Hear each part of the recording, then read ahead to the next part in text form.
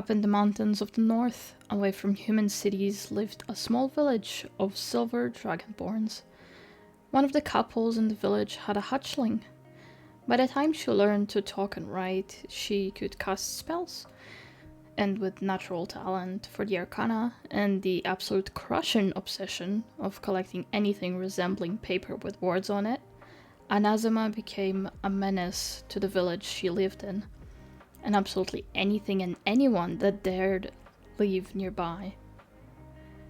The mountains had caves and dungeons hidden within them, and Anazema had crawled all of them, and looted all of them, clean before she was even 10. Her parents couldn't stop her. She would sneak out using her spells if they tried, each time coming back with more scrolls, tomes, stone tablets, and occasionally even golden jewelry. The village couldn't keep up with the demand for space for all her loot, so Anazema used her looted gold to commission a pair of giants to build her a library at the bottom of the mountain range. Made of white stone, huge, and away from her fussy neighbors. It took months to fully transport her treasures to the library once it was built, but once she did, she settled in and guarded her lore like a gold dragon, until she would feel bored and leave her library to search for more ancient lore to collect. At one point, she went on an adventure within the other planes of existence and found herself picking up broken free mind flayers in a small community. They were beaten, crippled, and their minds partially melted, making them docile and about as intelligent as a human. Perhaps the works of adventurers taking pity on them after dismantling a colony. As unlikely as that was, she returned them to her library, and to her surprise, most of them were happy enough to handle her tomes and organize them. Unintentionally, she created a search algorithm out of the illithids.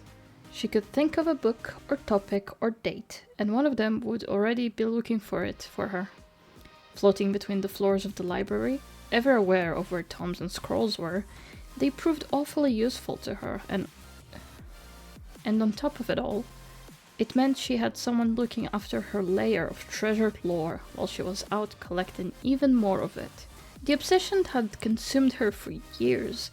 Unlike women her age, she did not find love or produce children, and her neighbors turned from her fellow dragonborns to a leech and chromatic dragons in search for territories to claim.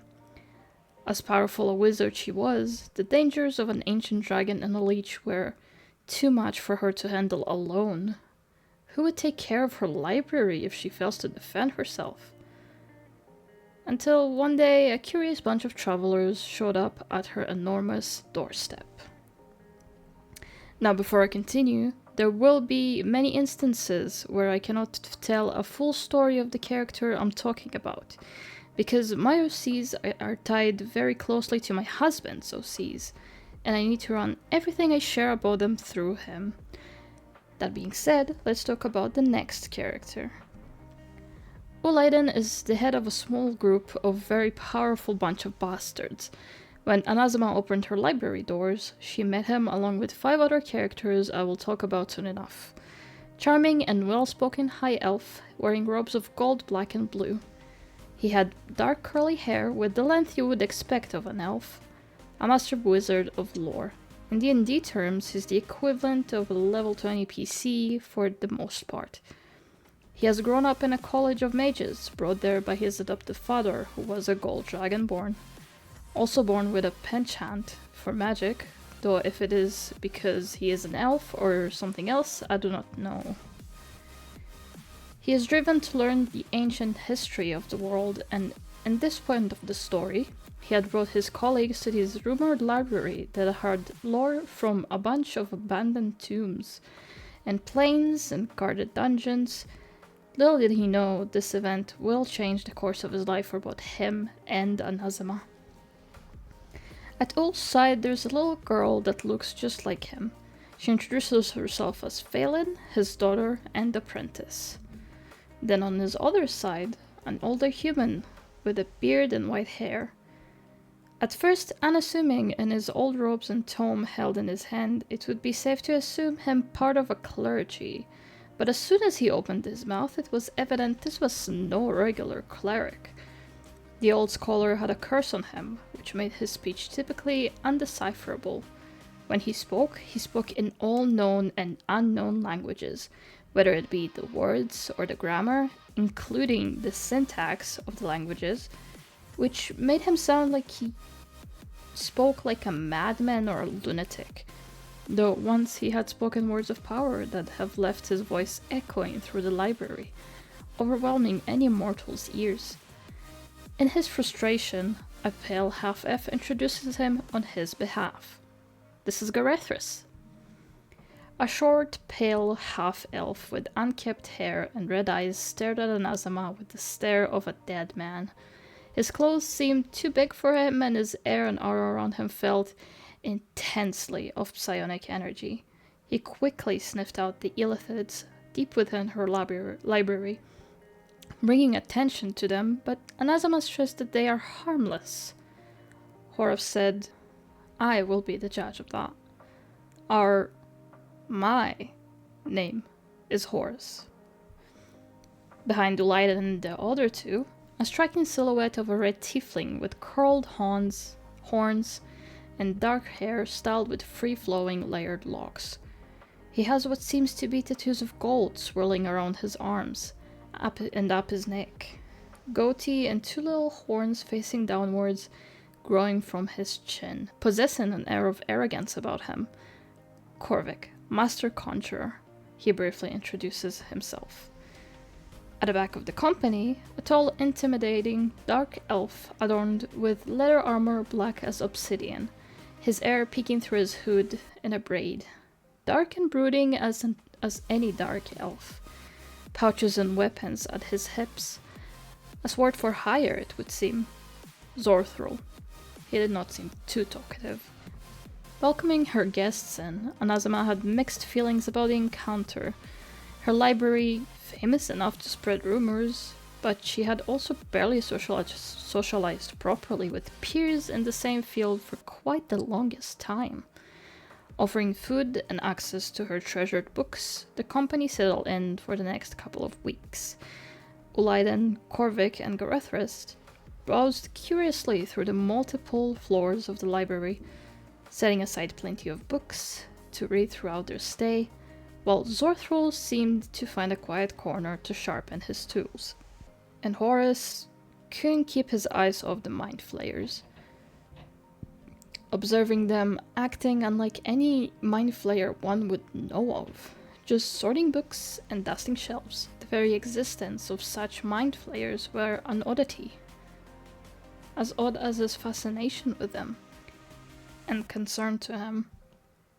If you've made it this far, thank you so much for staying around to hear some lore about me and my husband's characters.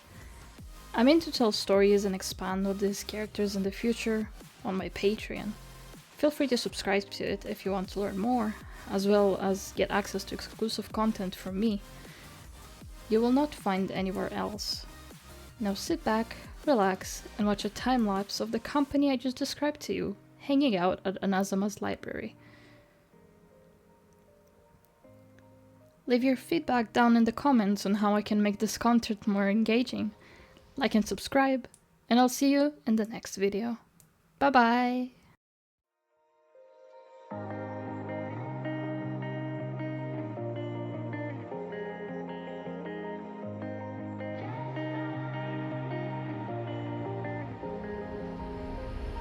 When I'm blue, I think of you in your eyes, how they look at mine, so kinda like that. You slow down time and everything's just fine. I was ocean swimming with just wishful thinking of my life, the vision drifting by, until I found a lighthouse in your heart, shining like a beacon of bright stars. I was in a life wandering far, until I found a lighthouse in your heart, guiding me out the dark.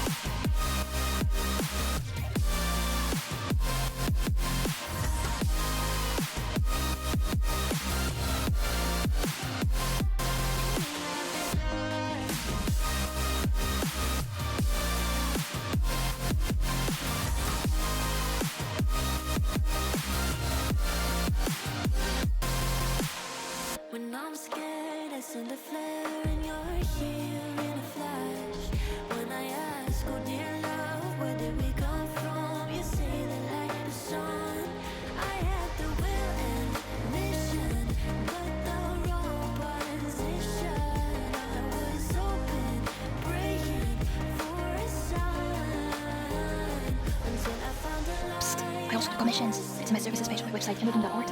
Okay, I go now. Bye-bye. Shining like a beacon of bright stars. How is it life go wandering far until I found the lighthouse guiding me out the dark.